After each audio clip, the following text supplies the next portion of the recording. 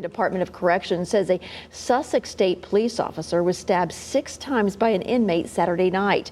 A canine was also stabbed and required emergency surgery. Both, we're told, are expected to be okay. Officials say that attack happened after the officer had called for assistance with 6 inmates. 9 inmates are now suspected to have been involved in that assault, and several other inmates lit fires and broke sprinkler heads. We're told a strike team had that incident contained by 11 o'clock Saturday night. Y'all already know what it is, man. Jay Williams, let's live life, and we're back. Good morning, good morning, good morning. Early morning shit. So I had a whole different video planned on what I was gonna do today. And then, I woke up, do my regular routine, brush my teeth, wash my face, get my clothes ready for the day. I'm on my phone, I'm scrolling through my apps, looking at the news, and I come across an article that happened this weekend here in Virginia at Sussex State Prison. Guard stabbed half a dozen times, K9 deployed, K9 stabbed, K9 rushed to emergency surgery. And it took me to a place that I hadn't been in a while, and it made me change the whole pace of today's video. Now, they're not saying why the inmate stabbed the officer. They didn't get into details on, any of that. We all know it was a knife that was used. They said that he was stabbed, in the neck, stabbed in the body, stabbed throughout in his chest. Then they sent the dog in, and the dog came in and attacked. I wish I could sit here and say that I'm like, damn, that's crazy, that's sad that happened. But it's usually not. That's because I've lived those type of things. One of my viewers recently, and shout out to you, you know who you are, she had sent me a message talking about how her husband was up Wallens Ridge State Prison. My brother is currently housed at Wallens Ridge State Prison. One of my best friends, Jacob Aquino, is currently housed at Wallens Ridge State Prison. And they both tell me the injustices and the things that take place there daily. They tell me that the majority of the guards that walk around there had jobs as coal miners before they became COs. They all look like WWE wrestlers. Even the women are built like men. But aside from all that, they're all just nasty, nasty individuals. People that treat the inmates like dogs and not like humans. Now I want you to imagine you're already locked in your cell 23 hours a day. And with this coronavirus stuff going on, you're locked down 23 and a half. You get out 30 minutes. There's a list of people, a long line of people trying to use the phone. You're trying to jump in the shower. You're trying to use the microwave. You've got 30 minutes to scramble and do all these things. And there's no possible way. And no sooner than you get in the middle of it, some piece of shit officer comes along and says, hey, lock back down. Now you're locked in this cell. You don't feel good. You might be sick. That officer comes by the door and you tell him, hey man, I need an emergency slip. I need to see medical. I don't feel good. Officer just kind of looks at you and keeps it moving. You don't see him. He don't do rounds for a couple hours again. He comes back around again and you tell him, hey man, I don't feel good. I need to see medical. And he says, I heard you the first time. I'll get to you when I get to you. Those type of things right there create a boiling pot. They get you to where you might not be a killer. You might not be a savage. You might not have never stabbed nobody. But all of a sudden you find yourself in this cell, sitting there with this piece of metal, sharpening on the floor because you've had enough. Me personally, I don't like COs. I've had so many situations with them that went bad to where they treated me like I was a dog, like I was nothing, like they were, superior to me and I was subhuman. So many of those situations that it just enraged me. I had a CO up Greensville one time, a white dude from Hopewell that just thought he was hard as nails because of that uniform he had on. And I had to break it down to him. I told him, I said, homeboy, you might want to watch how you talk to me. I said, because if you had the same clothes on I have on, same uniform I have on, I'd beat your ass, man. I'd tear this prison apart with you, man. I'd do bad things to you and your body. And he kind of laughed it off. You want to know the irony of it?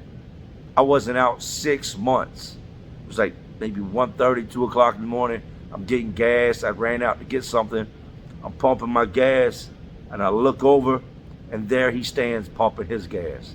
And I started laughing to the point that I caught his attention. And when he looked over and seen me, I said, "What's up, pimp?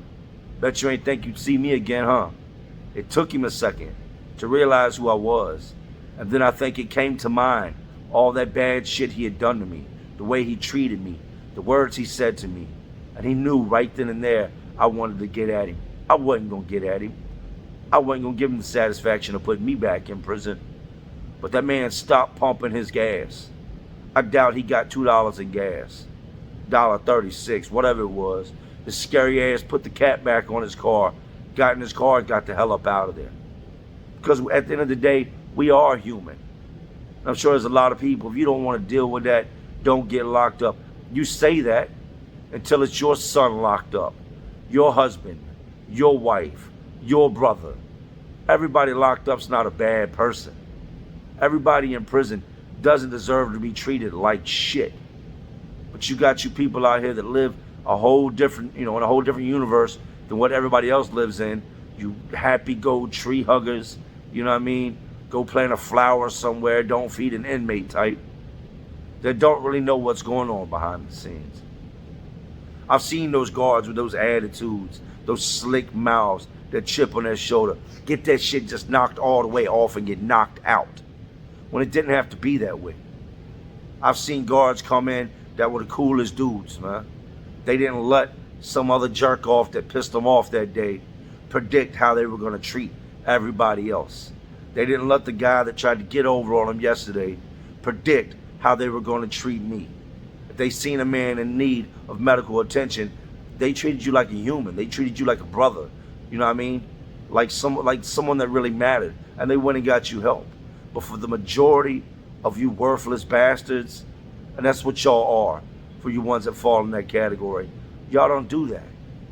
Y'all walk right by a man that knows, the only way he's going to get help is from you. You know that he's in his moment of despair. He's at his lowest. He's locked up. He's defenseless. He can't help himself. And what do? You keep it moving. Which just brings us back to this guard that just got stabbed up. I don't know the details of the case, but I can tell you this much. It wasn't a random stabbing. He didn't just get stabbed up for no reason. His mouth had something to do with why he got stabbed up. And then they send this poor dog in there to do a man's job, because this guy's done ran up on a gorilla, somebody he thought was soft, and got his ass handed to him. Now they send this canine dog in there that thinks he's just in another training seminar, just going to grab onto the rubber arm and sling around like he did in training, and all of a sudden this man starts hitting this dog with a knife. Shit ain't always sweet. Everybody ain't going to laugh or smile in your face. You're not going to disrespect everybody that's locked up and think that just nothing's going to happen. I remember being up Greensville, and we had at the time her name was Sergeant Bass, a female. And she just walked around like she was hard as nails, like she was super bitch, like she couldn't be touched. Like, cause since she was a female and she had a uniform on, nobody would do nothing to her. Let me explain something to you. Once you put that uniform on, that whole pussy pass, the female card, goes out the window. You are now a correctional officer. Miss Bass took it upon herself to grab an extra tray from a dude named Short Dog one day who hadn't eaten. He's coming through the chow hall. It's first thing in the morning. He's hungry, been locked in the cell all night, no commissary. Glad to have this little punk ass tray. He gets his tray and she tells him, "You've already eaten." Short Dog said, "I ain't ate yet." She said, "You've eaten." He's got his tray. She reaches out, puts her hand on his tray, and they're tussling back and forth with the tray. The man's not about to give his tray up because he ain't done nothing. She ain't trying to hear it. She snatches the tray. Food goes on the floor. She throws it into the chuck hole, which is where you put the dirty trays. Turns around, Short Dog hits her. Boom! Picks her up. Up. Elevates her, brings her down, and slams her. Breaks her arm. Messes her all up. Ground and pounds her. Beat that woman's ass right there in the chow hall. She come back 2 weeks later. She's no longer a sergeant. Now she's a lieutenant. None of that ever had to happen. It all goes in how you treat people, man. You treat people the way you want to be treated. Treat each person in there like they're a family member to you. You know what I mean? You ain't gotta do people dirty. They're already being dirty. They're already away from the ones they love. They're already locked up. And then you got people like her, people like these other officers that want to come along and make your life a living hell. Well, don't be surprised when somebody jumps out there and gives your ass exactly what you're looking for. Never forget, as a CO, you are locked up around murderers, rapists, serial killers, child abusers, chomos. Some of the sickest people you can find in the world are in there. But you got some of the coolest people in the world too that just made minor mistakes. When you put us all in the same category and you start to treat us like animals, don't be surprised when somebody jumps out at your ass and starts to act like an animal. Don't be surprised when you get bit. Don't be surprised when you pull up at the gas pump at 2 o'clock in the morning and somebody you used to disrespect is standing there beside you pumping gas with every right and every possibility of doing what he wants to you. And you called that on yourself, man. For anybody that's got somebody locked up, my heart goes out to you. For you boys that are up there in the mountains, hey, salute, hold your head, soldier. Jacob Quino, hold your head. My brother Jesse, hold your head. To all you boys doing them trips, hold your head. I know it's hard. Don't let them guards get you out your square and do to them exactly what they're doing to you. Because the bottom line is, they do it and get away. But the moment you act out, they want to lock you up and put your ass on the news. They said they expect the dog is in bad condition, but they're expected to recover. The officer's been an officer for 20 years, so whatever happened, he knew better. He's expected to recover. And the sad thing is, he won't come back with a new, profound look on life. He won't come back and treat people any different than he's ever treated them before. He's going to come back angrier. He's going to take it out on every inmate, every convict he comes across from here on out, because that's what they do. In my days of incarceration, I've seen COs get cut. I've seen them get stabbed. I've seen them get knocked out. I've seen them get thrown off tiers. I've seen them get beat like they were rag dolls. And I'm going to tell you this, and this is the honest truth. Not ever once, never once, did I see a situation where it couldn't have been avoided. Never did I see a situation where the CO didn't jump into something they shouldn't have been in or treat somebody in a way they shouldn't be treated. I always try to leave y'all with something positive from the negative. And I'm going to leave y'all like this, man. We're all human.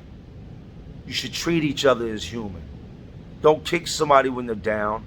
Don't let your badge or your title or whatever job you got give you the right to treat somebody any less than you would like to be treated.